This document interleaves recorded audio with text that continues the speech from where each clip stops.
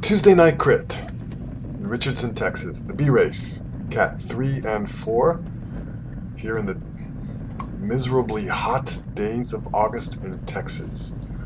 Only the hard men and women come out in the heat of August to race bikes in a crit. Anyway, to set the stage, last week was my first race in 3 years. I did the B race, and mysteriously and miraculously, I won that race, taking the final sprint.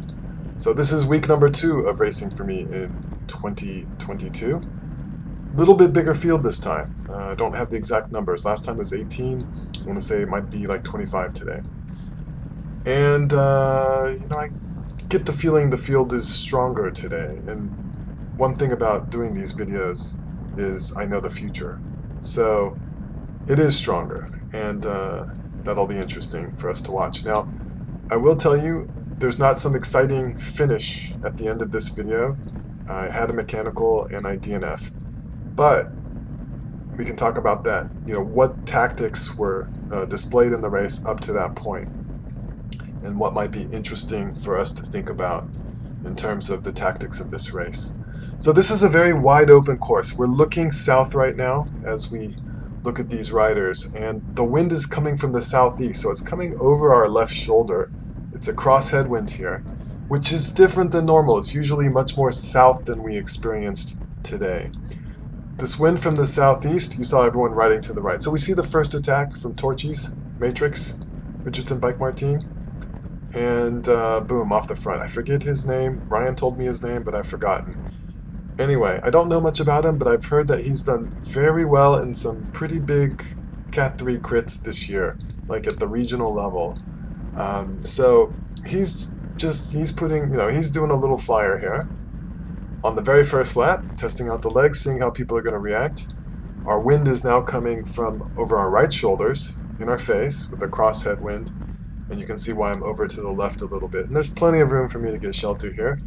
As we're turning up here, we're going into a little bit more of a cross tail. And again, trying to get a little bit of shelter here. And so we're coming up on the completion of one lap. You see the Torchy's rider is off the front. So one thing that's really important about these kinds of races is to know your competition, if possible. Like, if you know who the heavy hitters are, not everyone in this race has a chance to win. In fact, very few people in this race have a realistic chance of winning.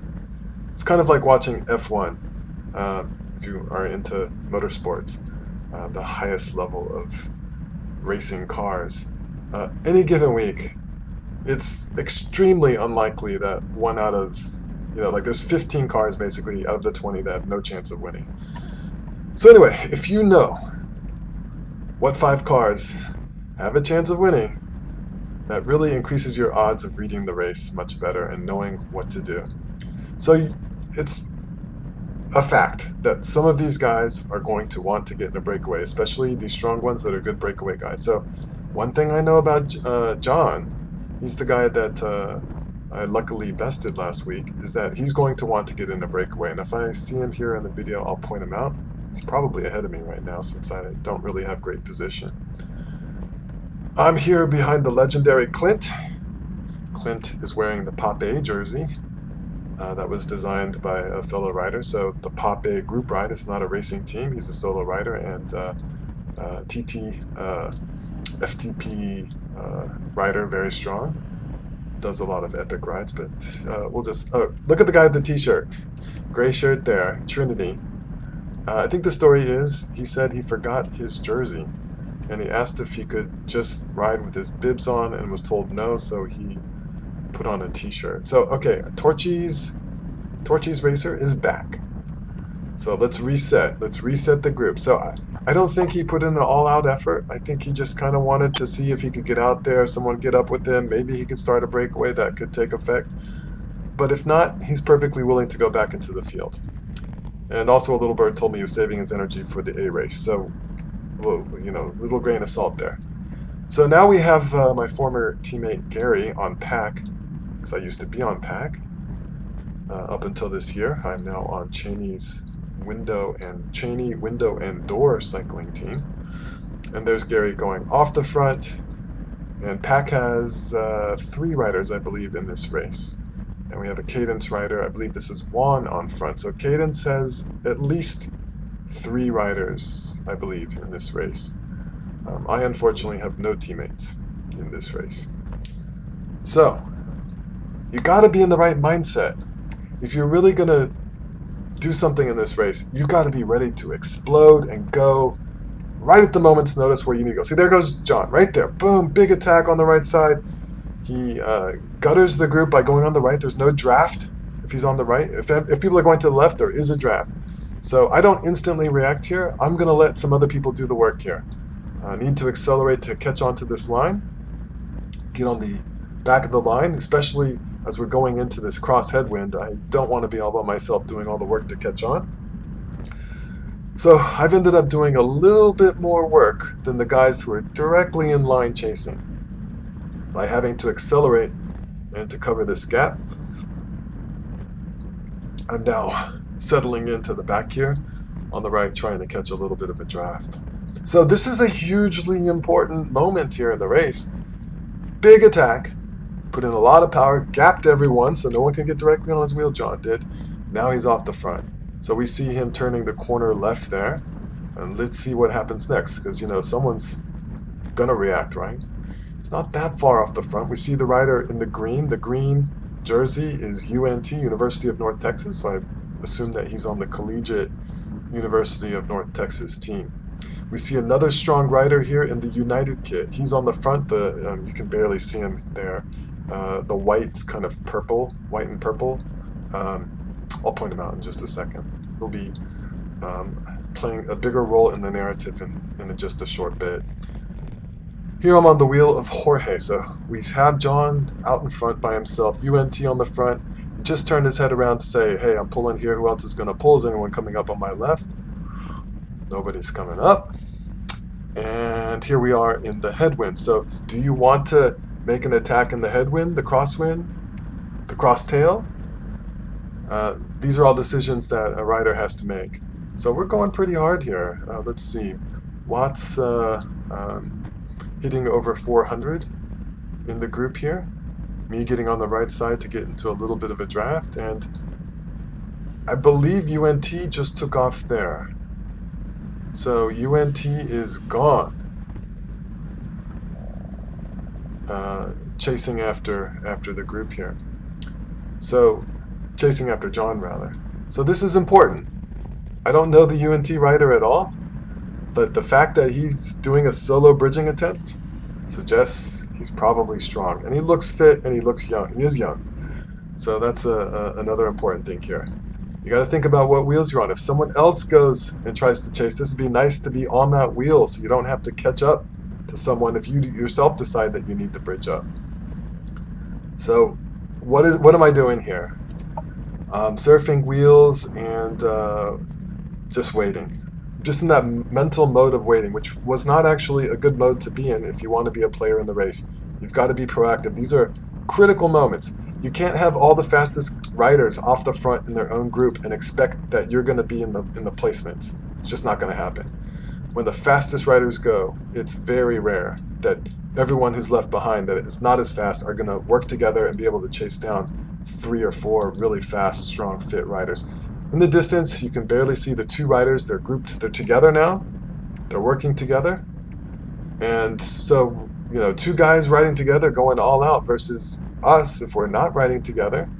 You see here that this is the United rider on the front with that little red dot, purple and white kit. The further he gets over to the right, the more draft we have. He pulls off and leaving it to others here to take their turn. Cadence is on the front. This is RG. And he's not going to want to pull. And I mentioned this to Gary, I believe, around here, that he's got a teammate in that 2-man breakup there. And this gap is growing at this point. So RG doing a good job here of kind of slowing the group down, taking out the momentum by soft pedaling on the front. Okay, United is going on the front. There's a gap. Uh-oh. Gap, gap, gap. I don't want to go. I don't hope someone else please chase. I don't want to cover that. That's a big gap. There goes Bobby. On Pack, he's going to cover this. I'm waiting, and of course Gary's not going to chase Bobby. He's not going to chase his own teammate. Okay, we got one guy going. Okay, we got Torchies. Matrix. Alright, my turn. So I do have a ride. I picked up a free ride, but my free ride is short, and he pulls off, and he's like, you know, I'm not going to give you a free ride up there. You're going to have to do it yourself, and I'm maybe going to hitch a ride onto you. So here I am. I'm putting in a substantial effort. This is a do-or-die moment for doing something in the race. And I'll give you a hint here. Nobody who's behind me is in the top 3 at the finish. Everything is up the road at this point. So what I'm now into that cross headwind, and I really need to get on this wheel. This is taking a lot of effort. If you look at the bottom left of my screen, my MPA, that's my maximum power available. It's an exert metric. Won't bother to explain all that. You can look it up if you want to. This essentially explains how much power I have at the moment. The lower that number gets, the less power I have. So getting down into the 600s, that is a very fatigued state for me. Almost to maximum effort. So here I am. By hook or crook, I have made it to the United Rider. I am the only one who made it. I'm not bragging. Not bragging that the old guy made it, but I did make it. I'm not in really great shape, but you know, everyone else, their ride's done. They don't know it yet, but their ride's done. As far as placements. Well, 4th. If 4th matters to you. And so at this point, he's like, are you going to take a pull? And I said, give me a minute. I'll work with you, but give me a minute. Let me rest. I told him that I would start pulling as we go into the headwind around the next turn. So he has to think, should we work together to catch? And right now, he feels like it's in his interest to work together. I certainly feel like it's in my interest to work together. And here I am taking a pull. So they're up ahead. I should count how many seconds that is. I don't know, maybe it's like 12, 15 seconds, something like that. And we're going to try to work together here to bring these 2 guys back. Or in essence, join the 2-man breakaway to make a 4-man breakaway. United taking a pull here. Again. I definitely felt like he was the stronger rider. I hope I'm not giving away too much here to my opponents. But he's strong. All 3 of these guys in the front are very strong. That's my opinion, and I'm sticking to it. So here we are. We're kind of going through this like cross tail, flick of an elbow, and was that an elbow flick? I don't know. I think it was, but yeah, that's definitely an elbow flick. Like, please go ahead. And perhaps this is not the ideal moment to take a pull, but I was sitting on for quite a while. This is into the headwind, so this is the toughest part to pull on. Pulling, let's see, just under 300 watts here, so I'm not going all out. Well under 300 watts that I did. They look close, but that is still not so close. It's hard. It's not like watching Tour de France where they just, you know, cover these huge gaps like in moments. It's at this point you're pretty fatigued. You see my MPA is now approaching the low 600s. I am very fatigued. He's encouraged me. He's like, we're there. We're almost there. Okay, so wait a second. That's not the breakaway. Sorry, I was pointing out the wrong guys. The breakaway is further up there. It's the 2 guys ahead now. Those are guys who are lapped riders. So yeah, we can see the 2 the guys in the breakaway at the chicane up there on the left. So here he is. He's taking quite the long pull here. Me trying to draft. And let's see, is this where I go awry a little bit? Yeah, this is where I go awry. I just pull off and I give up. So what happened here is that my saddle started to come loose. In the rear to front aspect, like it was falling down, tilting down, like as I moved forward on the saddle, my saddle was falling. And I just decided to quit and get it fixed. So that was the end of my race, but let me describe what happens. So I just pull off and rest, and unfortunately I didn't have my camera operating correctly to record the next race. So I did the Masters race next, and I actually won that race. So that's a Cat 1, Cat 2, Cat 3, Cat 4 race. I don't think there were any Cat 1s in the field, but there was at least one Cat 2 and one lapsed Cat 2. What do we call a lapsed Cat 2? A lapsed Cat 2 is someone who was a Cat 2 but downgraded to a Cat 3 for mysterious reasons. That's just a joke. You don't have to take it seriously. The guy who's, if you're listening, the lapsed Cat 2. But anyway. What happens in this race is that United does catch the two in the front. They ride around and do laps together. There is a field sprint, and the guys do not really attack each other at all, except they all three go in the sprint, and John wins the sprint by a close margin, like maybe by about a bike length or somewhere in that region. But they were all three pretty close together. So that's how the race turned out. So making that break was critical to getting on the podium, and it didn't quite work out for me.